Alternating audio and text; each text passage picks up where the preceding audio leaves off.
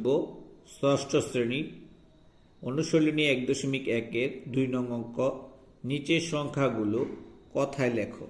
তা কথায় লেখার একটি সহজ টেকনিক হলো, আমরা ডান দিক থেকে প্রথমে 3 ঘর পরে কমা আগেই শিখেছি, পরে 2 ঘরে কমা এবং পরে 2 ঘর পরে কমা দিলে সহজে আমরা সংখ্যাটি বের করতে পারবো।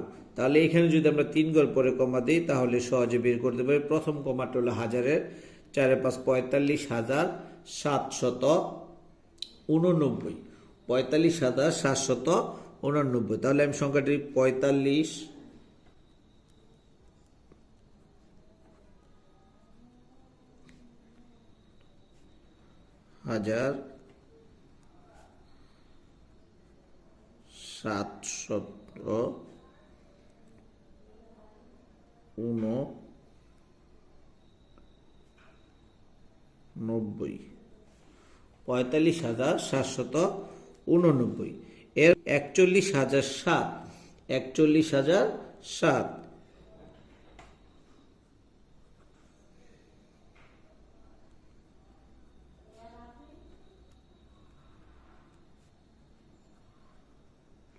41,007। এরপরে এই 3 ঘর পরে কমা 2 ঘর পরে কমা, তাহলে প্রথম কমাটি যদি হাজার হয়, দ্বিতীয় কমাটি লক্ষের 8,91,071। 8 লক্ষ আমরা যদি লিখি 8 লক্ষ 91,071। ঠিক আছে। এরপরে আমরা খ নাম্বার অঙ্কটি করব। খ এর মধ্যে 3টি অঙ্ক আছে।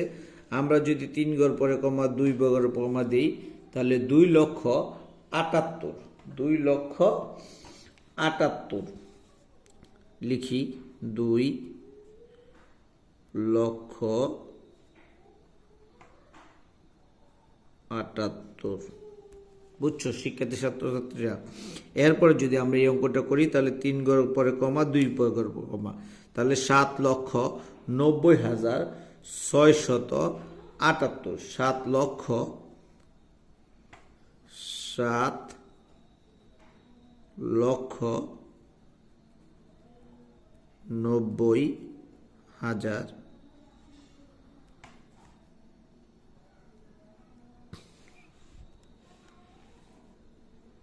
678। এরপরে আছে 3 ঘর পরে কমা 2 ঘর কমা 8,90,075। 8,90,075। তাহলে আমরা যদি লিখি 8,90,075। এরপরে গ নম্বর অঙ্কটি যদি আমরা দেখি, এখানে আমরা দেখতে পাচ্ছি 3 ঘর পরে কমা 2 ঘর কমা, তাহলে 44,785। তাহলে আমরা যদি লিখি এভাবে লিখি 44,785। এরপরে সংখ্যাটি যদি আমরা লিখি 3 ঘর পরে কমা 2 ঘর পরে কমা 68,70,509।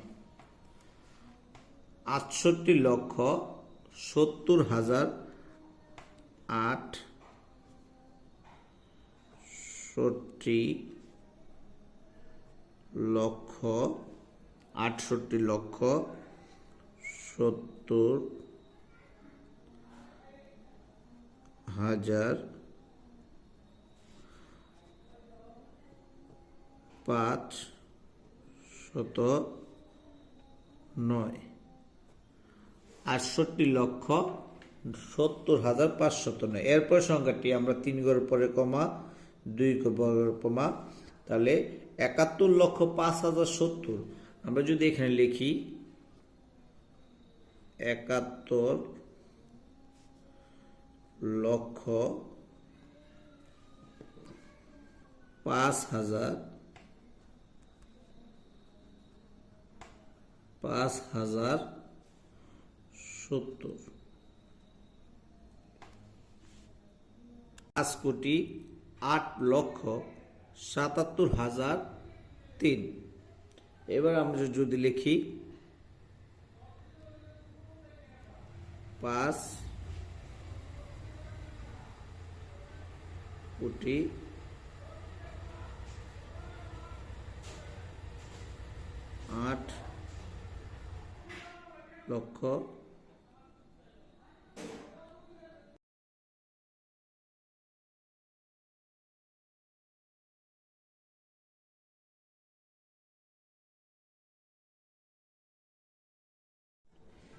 তিন ঘর পরে কমা 2 ঘর পরে কমা, এরপরে 2 ঘর পরে কমা, তাহলে এখানে হইতেছে 9,43,09,799। 9,799। তাহলে 9,43,43,00,000।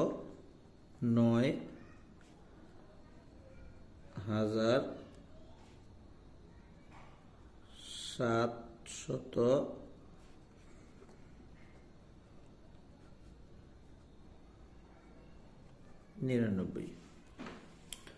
এরপরে এই আরেকটা অঙ্ক আছে, এই 3 ঘর পরে কমা 2 ঘর পরে কমা, এরপর 2 ঘর পরে কমা, তাহলে কত হয় 8,39,765। তাহলে যদি লিখি 8,39,765। 8,39,765।